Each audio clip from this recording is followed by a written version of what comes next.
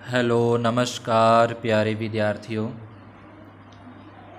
आज अपने कक्षा 8 विषय हिंदी का OCR पत्रक जो अभ्यास के लिए दिया गया है उसको सॉल्व करते हैं।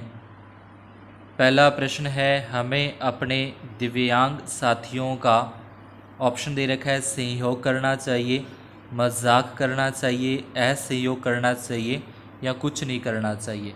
तो जो दिव्यांग साथी होते हैं अपने, तो उनका अपने को सहयोग करना चाहिए।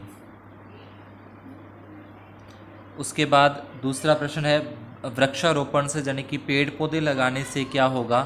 पर्यावरण है वो समृद्ध होगा, प्रदूषण कम होगा, जीव जंतुओं का पोषण भी हो जाएगा और उपयुक्त सभी है वो सारे ही होंगे वृक्षारोपण करने से। तीसरा प्रश्न है, हमें अपने आसपास के जलाशयों को बनाए रखने के लिए करना चाहिए। जो अपने जलाशय होते हैं, पानी के जो जलाशय होते हैं, इनको बनाए रखने के लिए क्या करना चाहिए?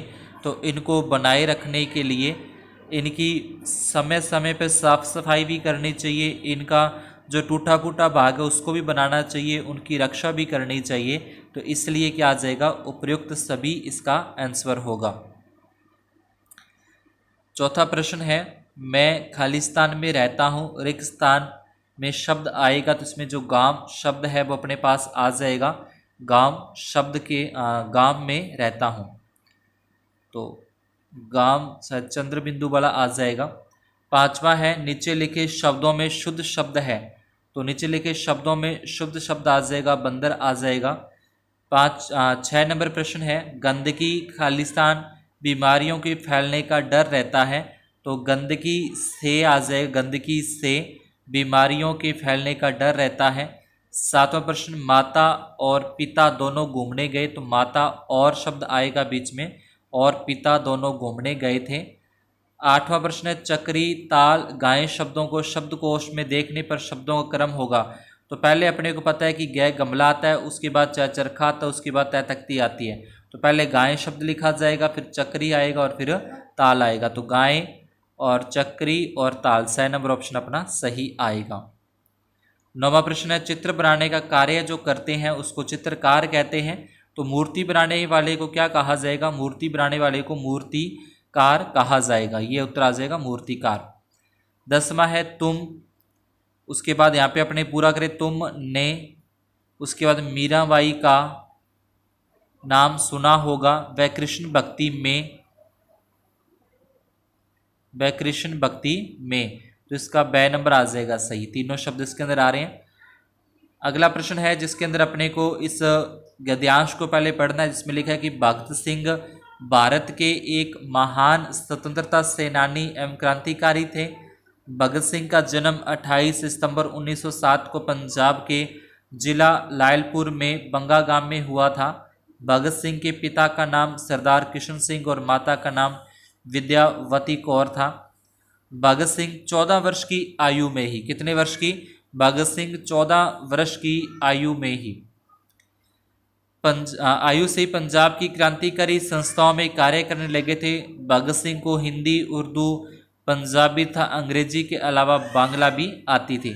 भगत सिंह ने देश की आज़ादी के लिए शक्तिशाली ब्रिटिश सरकार का मुकाबला किया। भगत सिंह का इंकलाब जिंदाबाद का नारा था। भगत सिंह ने देश की आज़ादी के संघर्ष में ऐसे रखे कि पूरा जीवन ही देश को समर्पित कर दिया। ठीक है, भगत सिंह ने पूरा जीवन ही कर दिया, देश को समर्पित कर दिया। अब इसको अपने को प्रश्न देने हैं। पहला है कि भगत सिंह ने किस उम्र से क्रांतिकारी संस्थाओं में काम करना शुरू कर दिया था? तो अपना जो आंसर आएगा वो आएगा 14 वर्ष की आयु के अंदर ही कर दिया था। अगला प्रश्न है, इसी के देश की आज़ादी के लिए भगत सिंह ने किससे मुकाबला किया? तो इसका ब नंबर आ जाएगा, ब्रिटिश साम्राज्य से क्या किया था? मुकाबला किया था।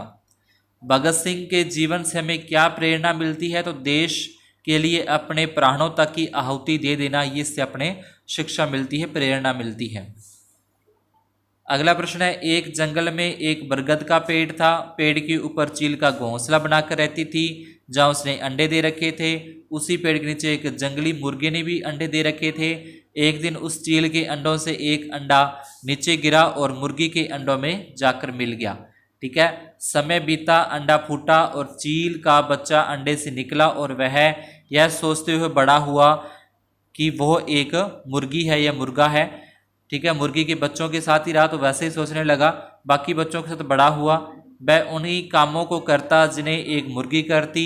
वो मुर्गी की तरह ही यानी कि गड्ढा खोद कर उसमें से दाना चुगता जमीन को खोद कर, और वो उतना ही उड़ पाता जितना कि मुर्गी उड़ती है।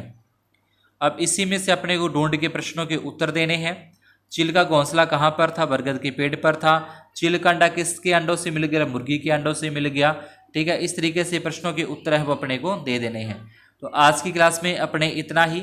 अगर आपको पसंद आए हों क्वेश्चन आंसर तो वीडियो को लाइक जरूर करें, और अगर नए हों तो चैनल को सब्सक्राइब करना न भूलें। धन्यवाद, शुभ दिन।